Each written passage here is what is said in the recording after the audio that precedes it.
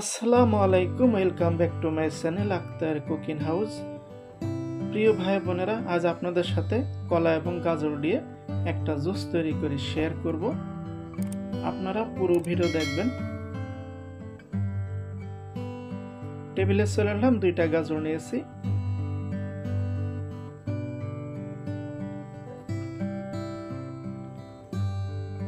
এখন গাজর 2টা ভালো করে ছুলে নিব। গাজরের জুসে কিন্তু খুবই পুষ্টিকর। যারা অতিরিক্ত মোটা তারা কিন্তু নিয়মিত গাজরের জুস খেলে ওজন কমে যাবে।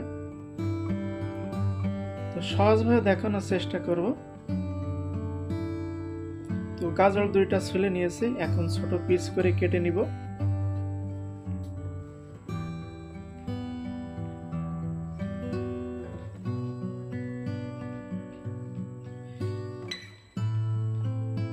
গাজর 2টা ছোট পিস করে কেটে নিলাম, একটা বলে উঠিয়ে রাখবো।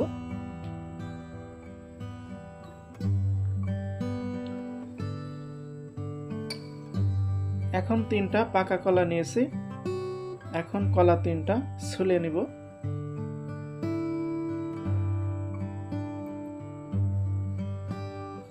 তো কলা 3টা আমি ছুলে নিলাম, এখন ছোট পিস করে কেটে নিব। যারা আমার ভিডিওতে নিয়মিত দেখতে চান তারা অবশ্যই আমার চ্যানেলটি সাবস্ক্রাইব করে পাশে থাকবেন। কলা 3টা কেটে নিয়েছি, একটা বলে উঠিয়ে রাখলাম। এখন ব্লেন্ডার করব। প্রথমে গাজরগুলো ব্লেন্ডার করব। সব গাজরগুলো ব্লেন্ডারে দিয়ে দিলাম। 500 গ্রাম ঠান্ডা পানি দিয়ে দিলাম। এখন গাজরগুলো ভালো করে ব্লেন্ডার করে নিব। ব্লেন্ডার করে ফিরিয়ে আসব। অবশ্যই আপনারা ভালো করে ব্লেন্ডার করে নেবেন। তো ব্লেন্ডার করা হয়ে গেল, এখন জুসগুলো ছেঁকে নিব।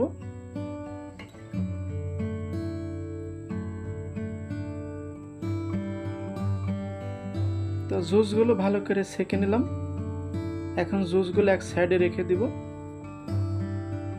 আবারও ব্লেন্ডার করব। এখন ব্লেন্ডারে সব কলাগুলো দিয়ে দিলাম।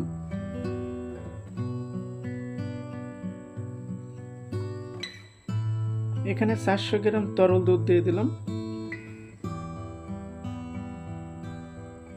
এখন গাজরের জুসগুলো দিয়ে দিলাম।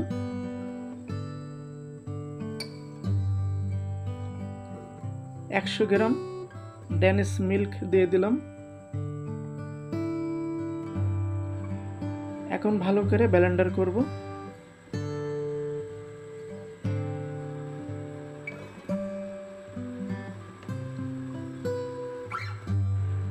তো জুসগুলো ব্লেন্ডার করা হয়ে গেল, দেখতে পাচ্ছেন। এখন পরিবেশন করব।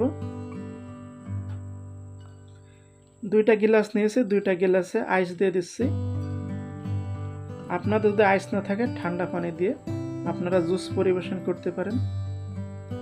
তো প্রিয় ভাই বোনেরা, রেডি হয়ে গেল কলা এবং গাজরের স্মুদি জুস। আপনারা বাসাতে অবশ্যই ট্রাই করবেন, ট্রাই করতে ভুলবেন না।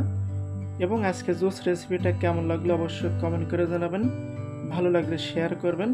আজকের মতন এখানে বিদায়। আসসালামু আলাইকুম, আল্লাহ হাফেজ।